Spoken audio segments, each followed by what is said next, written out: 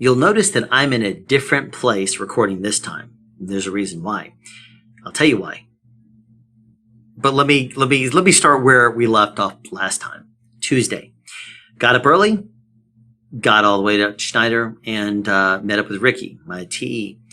And I asked him if maintenance was able to find any issues with it, and he said that they checked the batteries, checked everything, the electrical system, everything seemed to check out. So Ricky started to suspect maybe his refrigerator is starting to go bad if it's not able to cool like it used to. And it's no longer freezing. The freezer in it is like what the refrigerator should be. And the refrigerator is lukewarm at best. It's like a little on the cool side. It's about it, though. It's not really cooling anything. He likes to cook on the weekends and then put food for the week in there for him to eat. But after the very first day we were out, he realized that the temperature wasn't enough to keep the food cool, so he had to throw it all out. He wasn't able to eat it after day one. So anyway, we got up that morning, and because we were at Schneider in the OC, we didn't really have anything to do that day, no deliveries or pickups. So he decided to work on various different things with us. We learned how to slide tandems and did that in the regular training, the van training. But he wanted to make sure, so he went over that. He also showed us how to, they explained the process for sliding a kingpin, but never actually did it. We did the process. He also showed us how to do a blindside back. Now, that's an interesting thing for him to teach us. And he showed us that basically a blindside back isn't where you don't necessarily try to just do an alley dock, but on the wrong side. What you do in that circumstance, and this is where it was helpful, is if you have to pull in from the wrong side, basically, and you're blind looking back, you don't actually try to get into that spot. You try to look for any gaps around you that you can pull straight into, or not necessarily pull straight into, but you back into a extra wide gap, like maybe 2 or 3 spaces wide, and then you try to pull forward into a spot and then straighten up and go back. So it's more like a 2-point turn as opposed to a blindside alley dock. Now, he told us that he gave us a couple of hints. He said, all right, you're going to set up here and you're going to start to back in. And at first I thought he was wanting me to blindside back. And so I kept trying to do it. And he kept saying, let me give you a hint. Let me give you a hint. And he continued to give me hints until finally I said, I got it now. I know now what I need to do. But then my problem was that I was not really in the best position to do it and correct myself at that point. I'd kind of committed to wrong angles and didn't do it as well as I had hoped to at that point. So I tried pulling forward again and then setting myself up. But even then, I just, at that point, I think I was too thrown off mentally. I just wasn't able to get into the game. So yeah, at that point, it took me a while. And if I were trying to do this at a truck stop, I would be honked at. People would be mad for me spending probably 30 minutes, if not more, trying to get blindside into this spot. That was crazy. Anyway, we practiced various different things. We looked at the bridge law. We talked about differences in trailers. We talked about more in paperwork. We did a whole bunch of different random things, but we used our time efficiently. He went over HOS and what we need to do and how we need to stay compliant, what the DOT looks for, things like that. It's basically an honesty game. You're supposed to be honest with your logs, otherwise you're not compliant and you're illegal. And that sounds very logical. So, be truthful about things and you're going to be good. Anyway, so then the next thing that we did was, we kind of called it mid-afternoon. I went home again. And then that Wednesday morning, we got up. We were there, let's see. Tuesday, we were out. He said be there, by about 6 a.m. because Michelle was in the hotel and he had to take the regular shuttle over. That was the same time as regular Schneider training. So he got there about 6:15. I got there just after 5:45, which is my normal time. And then I walked over there. So I got to him about 6 a.m. Now, that was Tuesday. Wednesday, we were hitting the road. So it started at the same time. We did pre-trip. We kind of got things ready and we hit the road having to be, I think, in Marietta to pick up something around, and we didn't know what. We were going to be there at about 8, I believe. So Michelle drove us there because I drove in rush hour last night or the night before Monday. And so he drove us to rush hour on Wednesday. And then from there, I drove us to Rome, which is a little bit longer ride and is more in back roads. Now at Rome, we traded trailers. We dropped a trailer and then we picked up a loaded trailer. And the big thing there was that we were trying to get it early because we wanted to try to get as far down the way as possible, because we realized from looking at this is one of the things we did on Tuesday also, is we looked at the trip planning. We looked at the jobs, because as we were doing our maneuvers, we only had a pickup in Marietta and a drop off in Rome, Georgia. But as we were doing maneuvers, it started saying, new item added, new item added, new item added, new item added, and there was a bunch of new items added. And so at one point mid-afternoon, we kind of looked at it and said, so what was added? And Ricky starts looking at it. He's like, oh no. He's like, this is, I don't know how we're going to make these days. And so he looked at it and he says, all right, what we're going to have to do in order to get there. And he showed it to us and we kind of looked at it too. And then he explained that the main issue that he was running into was trying to get far enough on Wednesday so that way we could make all of the Thursday and Friday deliveries within the 14-hour time clocks on the hours of service. So he said he called his driver business leader and said, we need to have the truck loaded and ready to leave with it as close to noon as possible on Wednesday. So when we got there to Rome, it was probably around 11:30, 11:45 by the time we dropped the trailer over there, and we were standing by to pick up the other one. So we went inside and started asking questions. Is the trailer ready? And they said, yeah, it's loading. It's finishing being loaded now. It's ready to go. So shortly thereafter, we inspected the trailer. Everything checked out. We started to secure the load, making sure that checked out. A yard jockey basically moved the trailer to a very awkward spot to pull it out of. It was like 25, 30 feet behind another trailer. So it was a very tight squeeze to fit in there with the bobtail. But I was the one that did coupling. So I coupled it. It worked out. The biggest problem that I ran into is that I didn't adjust my mirrors to look down at the bobtail tires. So as I was trying to get into this tight space, Ricky starts putting a cross up. And I just kind of look at him puzzled. I'm like, what did I hit? And so he motions me to pull forward. So I pull forward and I'm like, okay, maybe something I didn't see. So I started back up again and he again does this. And I'm like, what am I missing? And then Michelle was in the back and he said, you're about to hit the curb. And I'm like, what do you mean? And then I thought about it, because it's different than a car. And that's when I realized that looking out beyond the back of the vehicle, I wasn't seeing the wheel. So that was like the first time I had really lined up with obstacles around me. So, it was a learning experience. That was a good training thing, because, at that point I said, the wheels, and then I tilted the mirrors down. I'm like, oh, there they are. As soon as I knew to look down at those wheels, and I don't know why I didn't realize it before, because it makes sense. The wheels are behind you, right? They're sticking out beyond the vehicle. It's not like a car where the back of the vehicle is the back of the vehicle and the wheels are inside of it. No, the wheels stick out quite a bit behind the vehicle when you're going bobtail. So it was one of those things where it was like, oh, I should have thought about that. For whatever reason, I didn't. So as soon as I pulled forward again and I positioned my mirror so that way I could see him, then I went straight in, no problem, never hit the curb.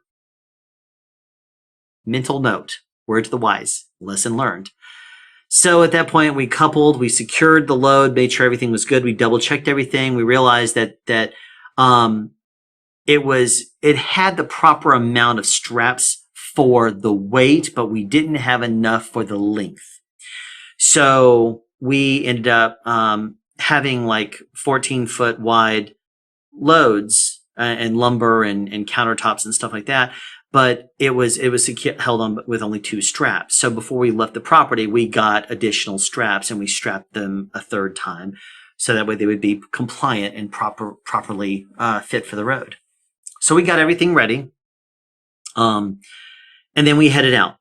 And we were able to get through Atlanta and get all the way to Madison, where we determined that there was a truck stop, but we were going to have to drop the truck, because the biggest issue is with me and Michelle, both in the back, riding with Ricky, is there's only 2 bunks. So we're having to find hotels near truck stops. Now, those truck stops are not going to be in the best of areas, so the hotels have not been very good. That's fine. I can deal with it. So anyway, I'm laughing because the bigger issue that I ran into was Michelle likes things loud. He also, he likes things very hot. So he would turn off the thermostat constantly. So the temperature in the room would rise to almost 80 degrees. It'd be like 77 degrees, something like that. I'm burning up in there, and he'd open the window so that the sun would, just sunlight, natural daylight would come in there. And he was like, oh, it's natural. It's nice. To me, I'd get hot quickly. And then the TV had to be on full blast, and he would have to watch his TikTok videos and stuff full blast, and he'd make phone calls, and he would have to talk over everything. So it was very loud. And if I turned the thermostat on or asked if we could, it wouldn't be on long enough to really counter the windows. Now, when I asked for something from Michelle, he was nice. He would say, yeah, sure. Yeah. Close the, turn on the air, or, something like that. But still, the fact that I had to ask and that I felt like I was imposing, I try not to be confrontational because I'm extremely tolerant. I'll just deal with something. And so, like the very first night in Savannah, I just laid down in the bed and went to sleep. And after a while, he realized that I was asleep, so he turned off the TV, and then he turned down his volume and that kind of thing. If I would have made a big deal out of it, I'm sure he would have been courteous to the fact, but I just dealt with it and that kind of thing. He started to over the course of the next few days, he started to kind of see my routine, and he was observant to me when I started to settle down.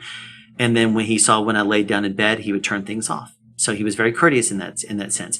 He just wasn't thinking about me because he was probably expecting me to communicate with him. But I just didn't want to, I can deal with things, and I'm tolerant, so I can deal.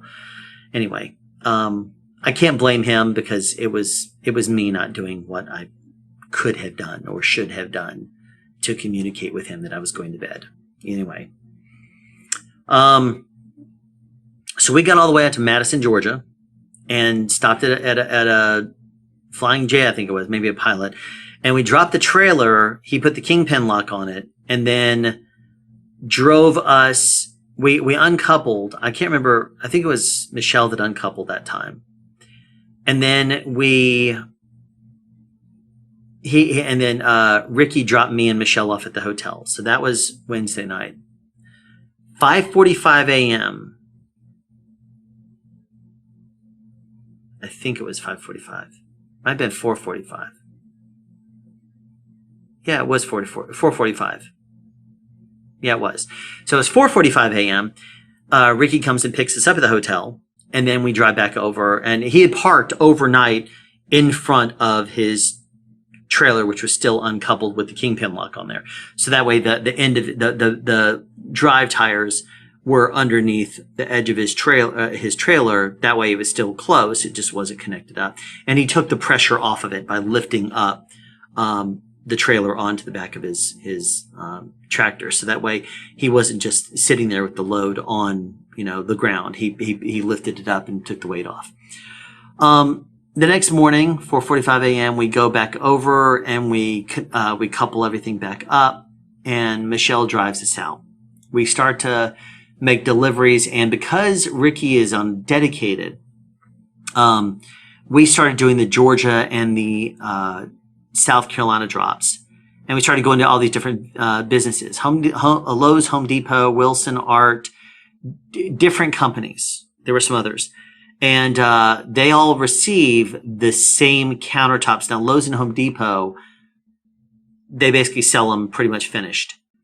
Other companies that will do their artistic touches, they get just the wood itself with the treatment on it. They will cut it down to size and they will artistically make their own thing. So theirs aren't the same. Lowe's and Home Depot are pretty much the same from what I saw. I mean, I could be mistaken. Some Lowe's are different. Maybe they do different things to it at the place that we picked it up, the countertop creation. But I don't know. I just know that we were dropping off finished products that they were going to be selling or have already sold, and they just had to drop them off for customers to pick up. But so anyway, we at that point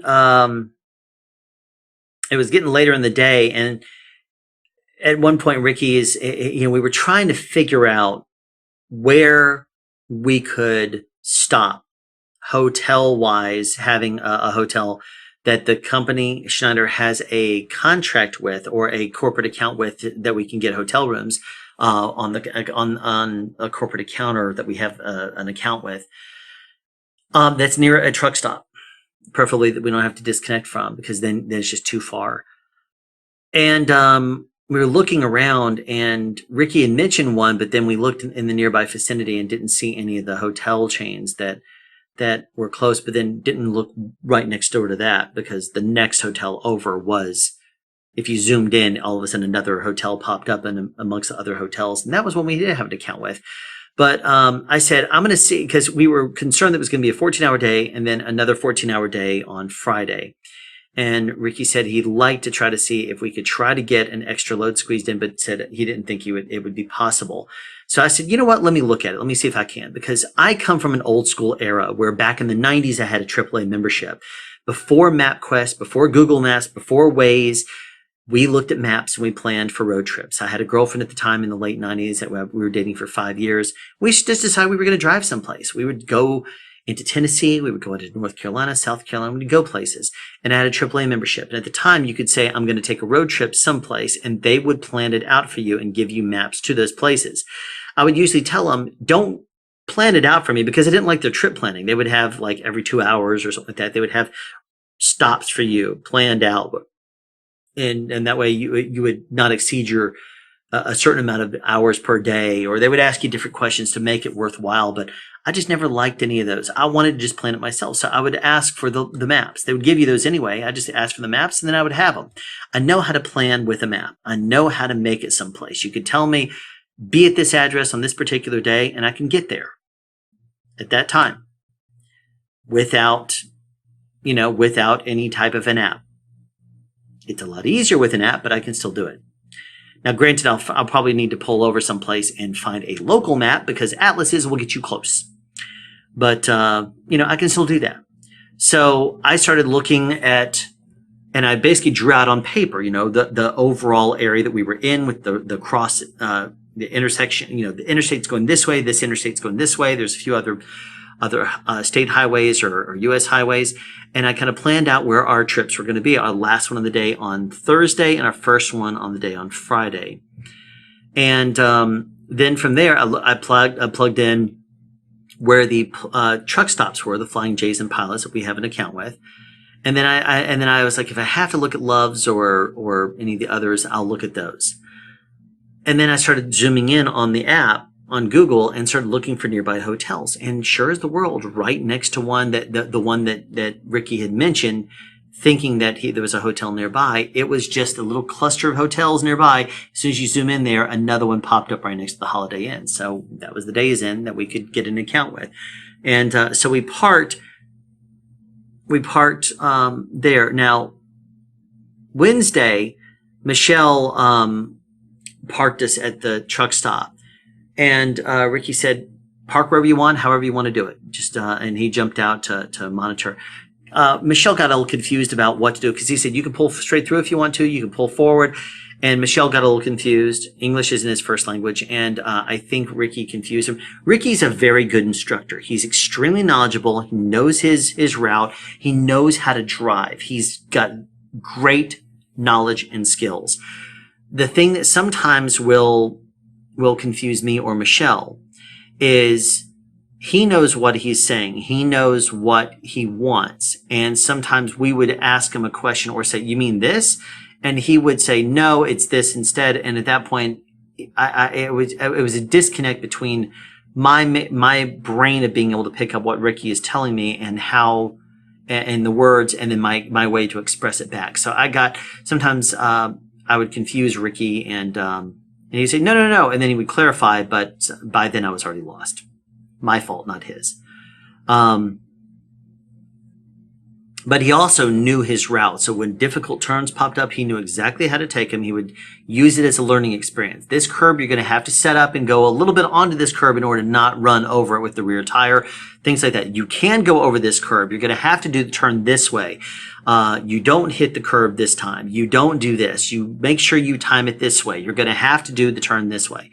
And it was great getting that knowledge. Having someone that understands the route, that knows the turns. It was new to me, new to Michelle, but we were able to do it, and it was great because we had a coach that was like, let's see what you do. And he would say, you're going to have to set it up this way, and you're going to have to do the turn this way. Cool, we were able to do it. Now, Michelle got a little confused. He pulled into a parking spot front ways, which you don't do in a truck, because then if trucks are on the other side of you, you have no way to back in. And Michelle was going to back up to across the truck stop, but that's not apparently, that was not going over so well. Ricky's like, no, you pulled in too deep for that. What is your plan? And then there was a disconnect there, and there was some confusion. Michelle said what I was going to do is pull in all the way and then back in, but he was not in alignment with the space behind him. So he was a little confused of the angles. Ricky started to kind of, it got very busy very quickly. So Ricky was like, just jumped in the driver's seat, and he was about to back out when the truck in front of him in the parking spot, two trucks are back to back like this, but ours was pulled in this way. And it ends up being that there was two spots here, and one of those trucks happened to leave. So Ricky was like, oh, cool, pulled right up. Everything was fine. All is well. Friday, and because we were able to get there, and I found it on the map and then mentioned it. He said, yeah, that's the one I was talking about. I just didn't see it. And so I was able to find that, which I was like, yes, you see, there's old school trip planning. And we were able to then continue on and do the first delivery of Friday on Thursday, as opposed to having to pass it, go 30 or 40 minutes past it to a truck stop, and then backtrack only to go 90 some odd miles the next day to the first stop. So instead, we were able to go ahead and hit that load, pass by, and get most of the way to the next stop. So it was only like 35, I think it was 34 miles away. So we were able to walk over to the Days Inn, stay there overnight, and then we started our day, I think, at 5:30. We got over there, did our pre-trip, we headed out, and arrived by 7 o'clock. We were there but before 7 a.m. when the Lowe's or Home Depot, whichever one it was, opened. So we were able to make the delivery there, and then we went to the other delivery that was like 6 miles away, 11 miles away, whatever it was. And then from there, went to another place that was fairly close, and then another place that was fairly close, and then another place that was fairly close. That ended us in Charleston. And then from there, we drove back to Savannah. But when we did our last check of the truck and the trailer, that's when we noticed something. And when I say we, I mean Ricky. We were doing a last load securement check, and he was going around looking at everything, and he noticed something that I didn't notice, and that he didn't notice, and no one noticed, because on split tandems, there's a front axle and a rear axle. The front axle will sometimes scrape sideways the edge of the tire and will make a bald spot. We had just picked this trailer up on Wednesday, but it was only this little gap like this big on the tire. So every time we did our inspections of the tires before that, that area had rolled down and was nowhere near where we could see. Because, you reach your head in there, you look between the tires, you check your bud space, you look at the tires, and you look left and right. But it must have been someplace that was on one of the areas that we could not see. Ricky discovered it first. And he said, there's a bald spot on this tire right here. And it was below the proper tread depth. And so he says, we got to repair this tire. So and that was the last load of the day. So he said, we can't leave the trailer this way, even though we just picked it up. Some people would turn a blind eye. We're not going to. So at that point, we drove back to Savannah, and there was a Goodyear there, and we pulled up into the Flying J or Pilot, whichever one it was, and decided that we were going to get that repair done. We were done with all of our deliveries, and it was in the early afternoon on Friday. So all was well with regards to that. And the problem was that Schneider is the company that is driving the trailer, but the trailer is owned by the customer. So it's their dedicated account, so it's their trailer. And so we were trying to figure out, and Ricky made a bunch of phone calls trying to figure out exactly who was going to be paying for this. If Schneider was paying for it, then it would have to be billed back to the company. If the company was paying for it, then it was going to have to be approved. So we hung around at the truck stop for a while trying to figure this all out. At that point, I called my leader, the person who I got on the piece of paper. It says, call this person on Friday. So I called the person and greeted him. And he is not going to be my boss, my team leader, my drive team leader. But my drive team leader was not in for the day. So he talked to me and he said, I said, well, I'm ready for action. After today, this is my last day with the T. I'm ready to go as of next week. He said, great. Gave him my driver number, gave my information. He says, so we got to get you a truck. I said, yes, please. So he started looking in the system, and there was a few trucks that he came across, and he said, I can't put you in that one, can't put you in that one. Not California, can't go to California. I said, oh, are you sending me to California first? And he said, no. He says that because of my pods account, I have to be compliant in all states. So California is sometimes more strict with regards to certain regulations, not just the tandems. So the truck has to be able to go into California. So he says, we've got to find you one that is ready. He found one in Mobile, Alabama. So he said, okay, when are you going to be ready to start? And I said, can you give me the weekend? Because I want to be able to spend time with my family and do laundry and gather up everything I need in order to hit the road. And I got him in multiple bags behind me back there, if you see him.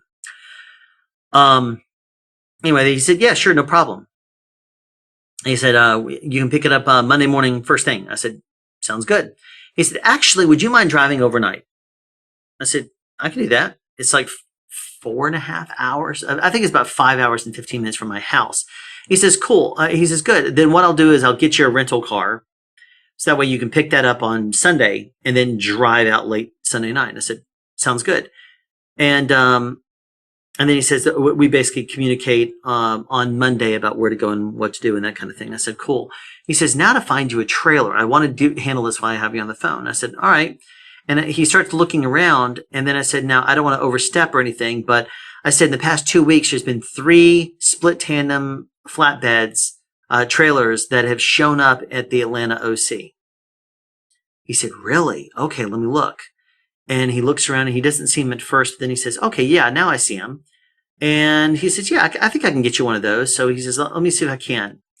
He says, now, would you be okay with picking up a trailer and delivering it someplace in Atlanta on your way to pick up the flatbed? I said, sure, I can do that. He says, all right, cool. One of the things, I'm not the kind of person that's going to say, no, I must do what I'm supposed to do. I'm only going to be a pods driver. I understand that you have to be a company person. You have to do certain things. Sometimes the company will ask you. They're not asking to me anything that's what is the word? That's out of the ordinary. They're not asking me to, do anything unreasonable. So picking up a trailer, so that way I'm pulling a load, dropping it off someplace on the way over to pick up the trailer. This sounds like, hey, you know what? If I'm going that direction, might as well carry a load. I've been trained for this. I'm a driver now. Let me do it. Cool. No problem. So he says, awesome. Well, we'll get you a load and going back to Atlanta. Hopefully they're not going to send me into one of these crazy things like backing into some skyscraper in Atlanta that was built before they really cared anything about where the direction of the loading dock. And I'm going to have to do a blindside alley dock into a building that instantly goes down, and then you have to turn hard right and blind back into the dock. And there is one particular building in Atlanta. I know this is the case because I used to work in that building. And I used to go down there and watch trucks struggle with it when I worked there back in the 90s. So anyway, he says, all right, cool. So I'll send you the details. I said, sounds good. And he said, do you have them? I said, no, I didn't get anything. So I didn't get his email. I said, give me your email address and I'll send you an email for you to reply to. And he says, all right. And I said, I'll call you in like an hour just to touch base after I see your email. He says, cool, no problem.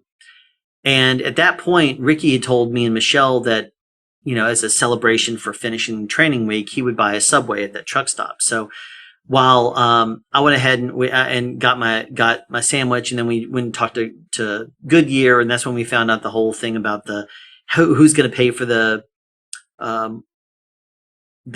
tire that needs replacing. And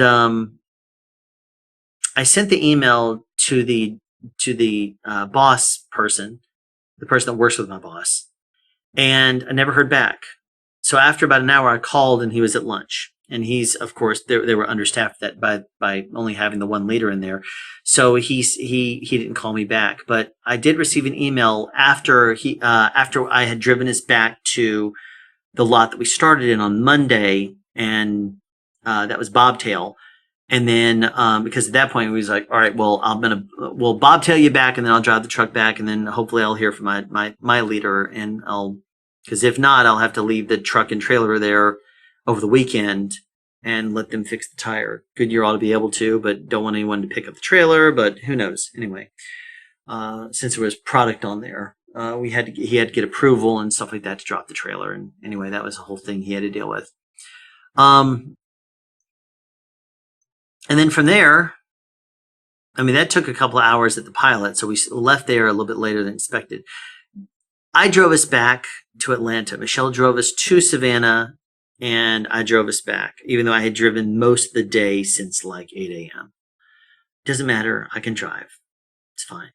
So I drove us back. We had a couple of torrential downpours that just suddenly came out of nowhere. The sky just kind of got thick, and then instantly it started pouring down rain to the point where you're turning on the wipers as fast as they can go and slowing down to 35, 40 miles an hour on the interstate, and it's still you still have like very little visibility.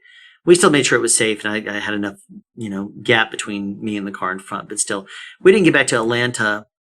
We filled up the rental car, filled it up, and then we got back to our place in Atlanta to drop it off, and then we took an Uber over to Schneider where my car was. We loaded up my car, got some water inside, and I dropped off Michelle. Then I got home by about 10:30 p.m.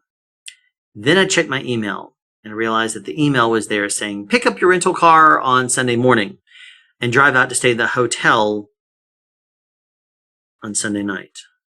It's Sunday night as of the time I'm recording this. And I did. Drove out here, got myself settled, got all my stuff out of the car, so that way it's set up here. I have tools. I have bought funnels. I bought all kinds of things that way I can maintain the truck properly. I've watched Schneider's videos on tools you need to get. I've watched other people's videos on things you need to get. I have a few optional things, some luxury items, and by luxury items I mean like, even though I'm not technically doing anything, checking the tires routinely, I do have a really nice tire pressure gauge. And I know you watch this thing, you're supposed to always check the tire pressure. Well, because I'll be getting a Freightliner Cascadia that has the caps over the wheels, they're difficult to get on and off. So they recommend that we don't do it, and we just hit the tires to check the tire pressure. And if they sound the same, then we know they're good.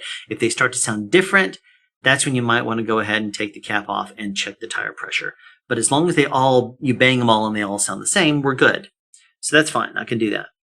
Bang the tires like a drum with the winch or a mallet or whatever. I have all the tools that I need, including, and like I said, I don't want to make it sound ridiculous, but the more times you check your tire pressure, you need to put pressure back into the tires because it loses a little bit of tire pressure every single day. So if you if your truck goes in for maintenance every couple of months, 2 or 3 months, you might end up having to put air in your tires every few weeks, every couple of weeks or something like that.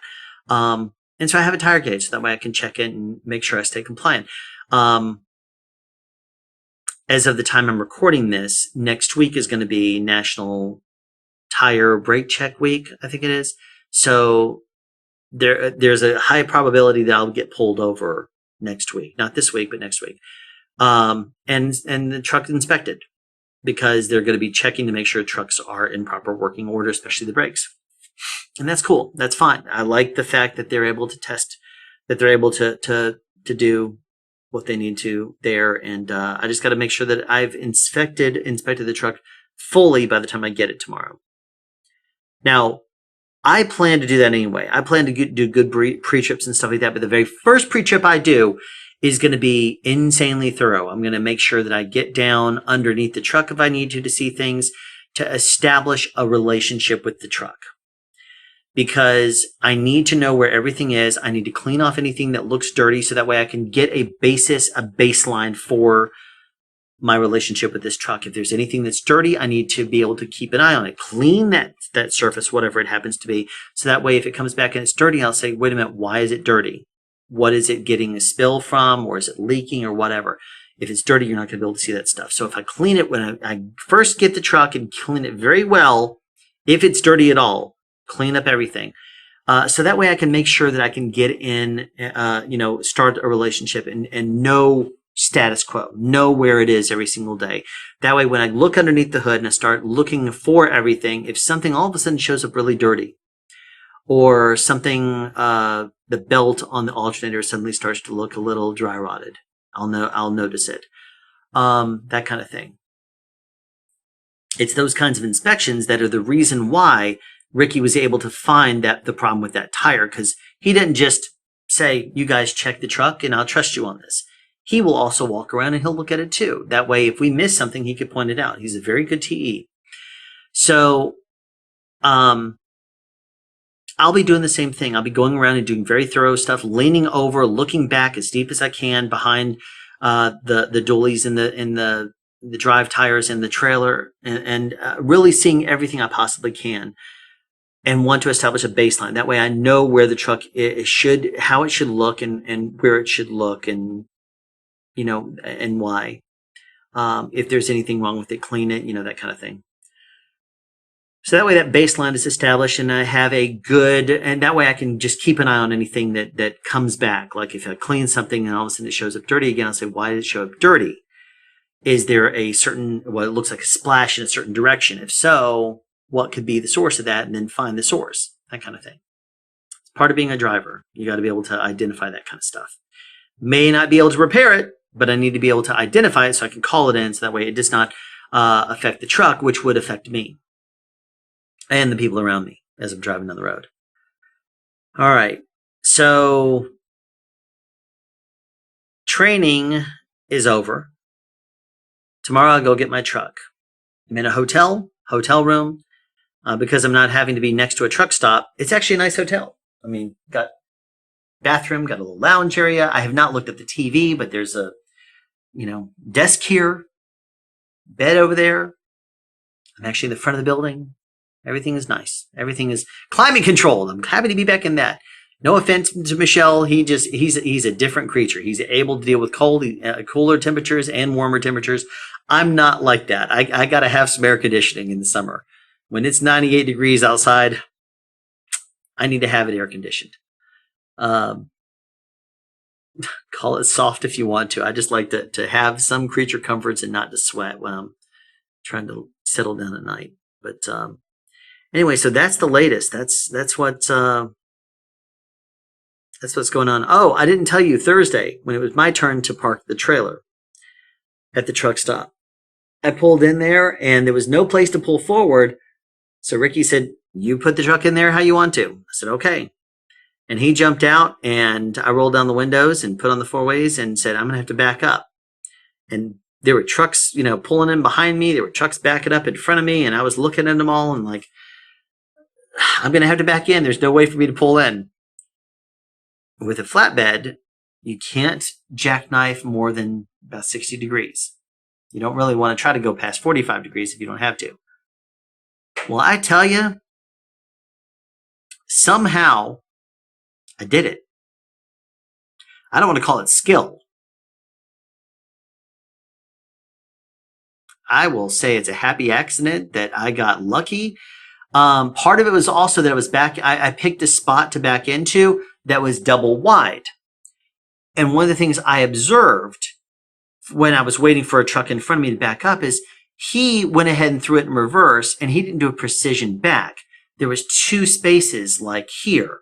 And since these, and imagine there's a truck here and a truck here. What he was doing is he backed into it and he overshot this one ever so slightly, so that way he could get in the gap. He kind of straddled this line a little bit, more focused on this side. But then he pulled straight forward, straightened out, and went back. And I'm like, well, there you go. Don't do a precision back just trying to go between two trailers unless you have to. If you get there early enough in the day and there's two spots, aim for the one and give yourself a little bit of extra, leeway for the tail swing and whatever else. But there's another truck there, so you don't have to worry about hitting a truck there. Just watch, just get in the hole, get in the box. So I did. I saw it and I said, you know what? I can get in that box. And I only overshot it by about 2 feet. I pulled forward, straightened it up. I didn't actually pull forward enough, in fairness. I pulled forward and then I was like, I'm a little bit too far over. And so, but I was in the box. I was in the space. So Ricky was like, he's like, all right, good job. And then I said, wait, I want to do it one more time and center up. He says, you want to go again? I said, yeah, I'd like to. So he said, all right, that's fine. He let me straighten it up. So I pulled forward again, straightened it up. This time I was perfectly in the lane. And all was well. Yay. So that was a learning experience there, is observing the other trucks around. We're always looking around. And I observed it and I'm learning. I learned. Paying attention. And it's amazing how much you learn if you pay attention. It's one of those things where people underestimate observation this day and age. And if you're observant, you can pick up and learn from other people. Not just your instructors, but other people too. And so that's important. Now, if you're observant, you notice that I had a haircut. Why is that? Well, I don't care about hair. I'll cut it short. And it starts to get long, I'll just pull it in the same way, and I'll usually, get it wet or something like that and kind of make it kind of conform until it gets crazy. And then when I go to see my wife and kids, when they're looking at me and they're doing this number and looking at my hair as they first greet me, I'm like, okay, now it's time to get a haircut. Now, again, I don't care about hair. So do I go to a barber shop? No. Do I go to just a regular hair cutting place like Great Clips or something? No. I had a while back asked my wife, I said, I need to get a haircut. And she said, well, you just go and get it cut down, right? I said, yeah, just get it all trimmed way down low. And she said, well, why don't we do that here? Well, we could. I said, but I don't want it shaved all the way down. She said, well, that's fine. She said, I have something that could help. And then she pulls out a backup pet hair trimmer, a pet hair trimmer that we had never used. We have pets. And we have one pet hair trimmer that we never use on them, except in a very rare occasion. But we had an extra one. So when I discovered that, I was like, you know what? If it can cut fur, it should be able to cut my hair too. So I put the number 3 on there and let my daughters go at it. And then I just kind of tidied up. And I had my wife last night do this. So you may say, I don't like your haircut. Well, guess what? It gets long and then I can chop it off. I call it my quarterly fleecing, because my hair starts getting kind of crazy and it will start to stand up and go crazy if I really let it go for 4 or 5 months. But I don't care. I just will shave it down. So there you go. I'll be compliant with the clean shave and policy and stuff that Schneider requires, and I'll have short hair. I used to have really long hair, if you can imagine, like that, way down to like almost the belly button all the way around. It was nice. I miss long hair. But those days are past because I'm thinning. I'm not self-conscious about it or anything, but because it just happens. It's natural. And guess what? Don't be worried about it. I'm not self-conscious about it. If you don't like the way I look, that's fine. There's things I don't like about the way I look too. And it does not bother me that if I'm not your type, I don't care. I don't care. I'm not trying to impress anybody. This is, if you're watching this, it's because you're, I want to say enjoying, but you might be watching it out of hate, hate watching because you want to see what happens and what this fool in front of you learns next. But, starting tomorrow is going to be me getting the truck. They may decide that the Atlanta OC is not where I need to go to pick up the trailer, because those trailers have a split tandem, but they also have sliding tandems. The rear tire slides forward. You can't leave it in the all the way back position where it's in like a split tandem mode, because then in Georgia, you can do whatever you want. That's where I am. But most states are 43 feet. Some states are 41 or 40, California. So you have to bring the tandem up. And if it's a split tandem trailer, you have to. If it's a fixed tandem, you can't. There's nothing to slide. So it may be that I pick up the tractor tomorrow and they say, oh, no, you're not doing that. We found you another trailer and you're just going to pick this one up and you're going to be going. It may be that they tell me to do that load, drop it off in Atlanta, and then, that's not going to be your trailer after all. I don't know, but we'll figure it out. So that will be what happens tomorrow. I'm a bit on the tired side today because I had asked for a 2-day weekend, Saturday and Sunday, to spend time with my family, have dinner, get a chance to do all my laundry, get ready to pack everything up, make sure that I had everything in order. And I forgot a few things that I left at home because I didn't make a proper list. I made a list, but then I didn't consolidate everything that I should have. And then there were some things I was like, oh yeah, I'll add it to the list. And then later I was like, there was that thing I was going to add to the list. Oh, I'm sure if it's important, I'll remember it. But because I'm going to be hitting the road for 3 weeks, I decided, my wife wanted to talk to me. And so as I was packing things up and stuff, she was in there talking to me, and it was like 4:30 a.m. when we were finally done talking. And then she's like, you're going to get up in the morning and get down to Atlanta to pick up the rental car by 10. And originally I was saying yes, but then after I realized I was going to bed that late, I said, you know what? I'm not. The rental car will be fine. I can arrive in Mobile, Alabama later in the day and the hotel room will still be there. I'm going to go to sleep and wake up when I wake up, so that way I'll be properly rested. Even then, I got up a little on the earlier side. I still got up, I think, in the late 9s. So I only slept a little bit over 5 hours. But that was because I was excited. I was kind of anxious. Plus, I don't really normally require caffeine. So I can get up and go. The alarm goes off. I just wake up and I go. So that was what I did this morning. Just got up and drove down to Schneider. I got the Uber over to pick up the rental car and then took the rental car, which was only a few miles, back to Schneider because that's where I had all my luggage. I'm not about to wheel everything from the winch to like probably 60 or 70 pounds worth of, luggage, and packed in bags. That's for moving into the truck because I need to make sure that I have, food. I need to make sure that I have proper clothes to survive out there and everything's clean. It's going to be in good condition. I got to have tools. I got to have, everything from funnels to, to put oil or fluids in the truck to tools that will help me to check. And I got like zip ties in the case,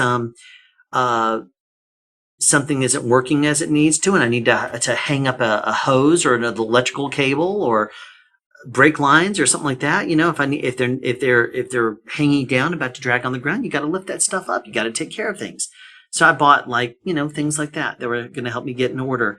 I got a plastic paint scraper, and that way that if I'm coupling and uncoupling and the fifth wheel grease has gotten around the side, and it's all pulled up on the side, but you need to put it in there. You use the paint scraper, you can go around the side, and you kind of spread it out evenly. So that way you're using the same grease.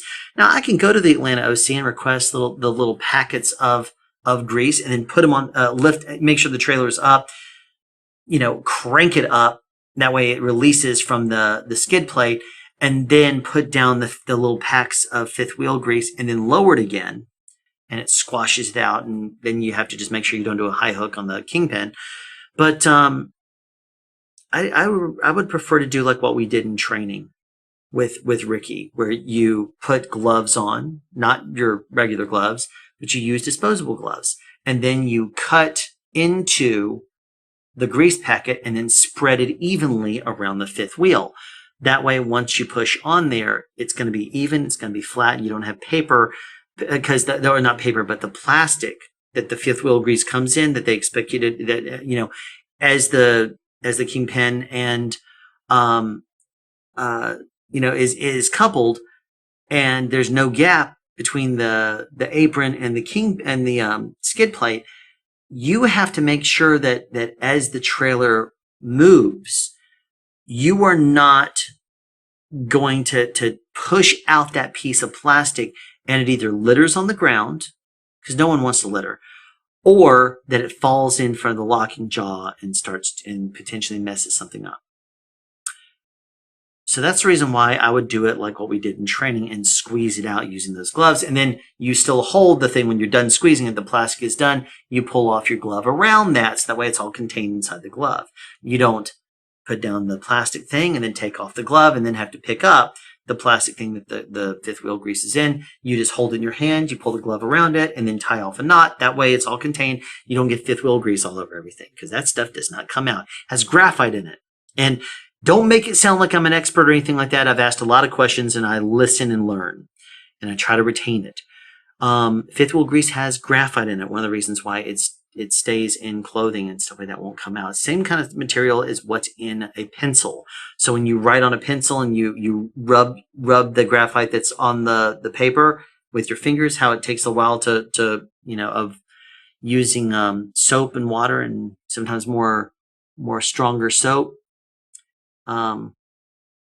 That's why you gotta be aware that it has graphite in it. So it's hard to imagine that in barely over 2 months, I've gone from a complete novice that knew nothing about trucking to permitted, licensed, driver's license, to hired, to trained, to had the extra flatbed training, week in the field, and now I'm officially a driver. Crazy. I wonder how long my hair is going to be when I go back home to see my family again. Granted, I have a family. I have a few kids. The mental aspect of it is being away from home. I can do work. I can do it. I'm going to be just fine about the driving. I say that. I hope I don't do something stupid, like, crash into somebody by not getting out and looking when I should. I'm aware of this. I'm going to make sure that I don't. But still, there's that possibility of doing something and not knowing you did it or something like that. And I don't want that to happen. So I'm going to be extremely cautious, very cautious. I can always make sure I do the proper precautions and be very thorough in my inspections, do very good trailer and tractor inspections to make sure it's done the right way. All starts tomorrow. So we'll see if there's an update tomorrow. It's going to depend on what my assignment is, if at all. But there you have it. Officially a driver.